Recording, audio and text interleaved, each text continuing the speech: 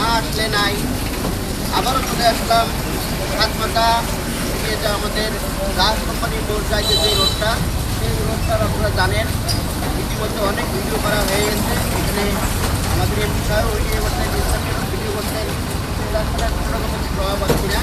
তো আমরা যাদের এই রাস্তা দিয়ে যাচ্ছে মানুষ, হচ্ছে অসুস্থ, ভাঙছে গাড়ি, চলছে জীবন এইভাবেই।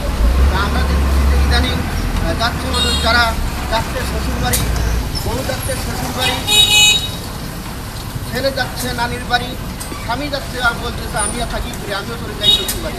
এখন রংপুরের মানুষের এই হলো অবস্থা, কাজ কাম নাই। এই যে অটোগুলি আপনারা দেখতেছেন, প্রায় প্রায় এইভাবে যায়, আর ভেঙে ভেঙে এনাদের যে পারিবারিক যে প্রতিদিনকার যে কর্মসূচি যে ঘন্টা, সেই ঘন্টাটা নষ্ট হচ্ছে। এই যে দেখেন রিক্সা, এনারা বলতো এই রাস্তা দিয়ে চলতে পারতেছে না। প্রতিদিন এরকম অসংখ্য মানুষ অ্যাক্সিডেন্ট হয়ে রংপুরের বিভিন্ন মেডিকেলে, হাসপাতালে ভর্তি হচ্ছে।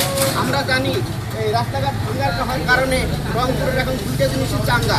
এক নম্বরের ব্যবসা হলো মেডিকেল আর ক্লিনিক। এই দুইটা ব্যবসায়ী বর্তমান খুব চাঙ্গা অবস্থায় আছে। যার কারণে আমরা বর্তমান এই সরকারের কাছে আবেদন জানাবো যে দাস কোম্পানি থেকে হাতমাথা যে রোডটা, এই রাস্তা কিন্তু খুব বেশি না, 4 কিলোমিটার মতো রাস্তা। এই রাস্তাটা যদি সংস্কার করা হয় তাহলে রংপুরবাসীর যে বহুদিন থেকে যে দুর্ভোগ, সেই দুর্ভোগটা অনেকাংশেই কমবে। আর সব থেকে বড় কথা হলো যে অসহায় মানুষ যারা অটো চালায়, তারা কিন্তু একটা অটো চালাইলে সারাদিনে 1000 টাকা ইনকাম করে, তাদের ভাড়া দিতে হয় 400 টাকা, থাকে 600 টাকা। সেই 600 টাকার মধ্যে সেই ব্যক্তির দিনে 200 টাকা খরচ আছে।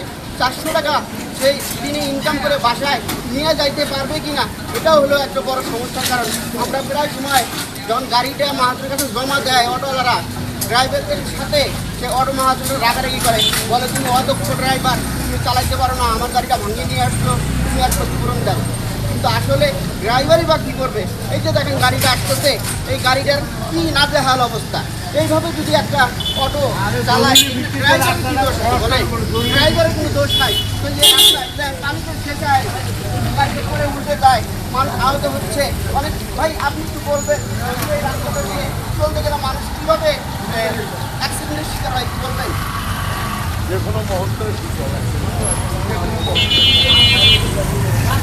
কোনো মুহূর্তে মানুষের এই রাস্তাটা কি আসলে আমাদের তাড়াতাড়ি হওয়া উচিত?